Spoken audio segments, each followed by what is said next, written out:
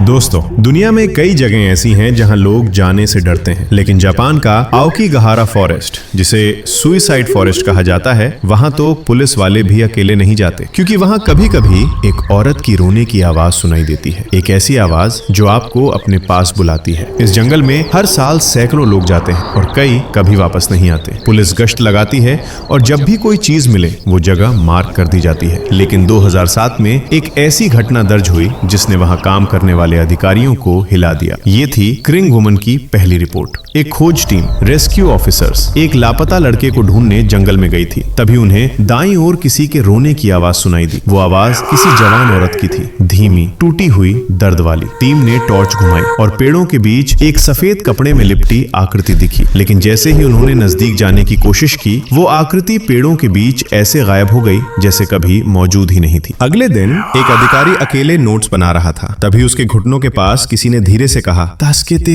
वो पीछे पलटा, कोई नहीं, लेकिन मिट्टी पर गीली उंगलियों के जैसे निशान थे, जैसे किसी ने रोते हुए जमीन को छुआ हो। अधिकारी डरकर टीम को बुलाने लगा। तभी उसके पीछे से हवा में एक और आवाज आई, बिल्कुल वही औरत, बिल्कुल वही दर्द। इसके कुछ महीने बाद एक हाइकर जंगल में खो गया। उसके मोबाइल रिकॉर्डिंग में, जो बाद में पुलिस को मिली, एक बहुत अजीब चीज थी। रिकॉर्डिंग में वो बोल रहा था, मुझे कोई औरत बुला रही है, वो रो रही है, वो कह रही है कि मैं अकेला नहीं हूँ। इसके 20 सेकंड बाद रिकॉर्डिंग में बस तेज पत्तों की आवाज और एक महिला की हल्की सी चीख सुनाई देती है। जब पुलिस पहुंची, हाइकर एक पेड़ के नीचे बेसुध पड़ा था। उसने कहा, वो मेरे सामने खड़ी थी, उसका चेहरा दिख नहीं रहा था, लेकिन वो लगातार रो रही थी, बस रो रही थी। इन घटनाओं के बाद कुछ महीनों तक जंगल की कुछ पगडंडियों को बंद कर दिया गया। आधिकारिक रिकॉर्ड में लिखा गया टेरेन हैजर्ड, लेकिन अंदर काम करने वाले गार्ड्स का कहना है उन्हें रात में एक औरत की रोने की आवाजें साफ साफ सुनाई देती थी। कुछ कहते हैं कि वो उन लोगों की आत्माओं को बुलाती है जो खुद को अकेला समझकर यहाँ आते हैं। कई लोग कहते हैं कि वो एक महिला थी जिसने सालों पहले यहाँ अपनी जान दे दी थी और उसकी आखिरी चीख अब भी पेड़ों के बीच अटकी हुई है। कुछ कहते हैं कि क्राइंग वुमन सिर्फ एक आत्मा नहीं, बल्कि उन तमाम अधूरी कहानियों का रूप है जो इस जंगल में दबी रह गईं। लेकिन सवाल ये है, अगर ये सब सिर्फ आवाजें हैं, तो गीले आंसुओं जैसे निशान पेड़ों पर क्यों दिखते हैं? तो दोस्तों, इस जंगल की कहानी आज भी अधूरी है। क्या वो औरत सच में रोती है, या ये जंगल खुद हर चीख अपने अंदर समेट लेता है? इसका जवाब कोई नहीं जानता। आपको क्या लगता है, क्या आवाजें सच में हमें अपनी तरफ खींच सकती हैं? कमेंट में जरूर बताएं।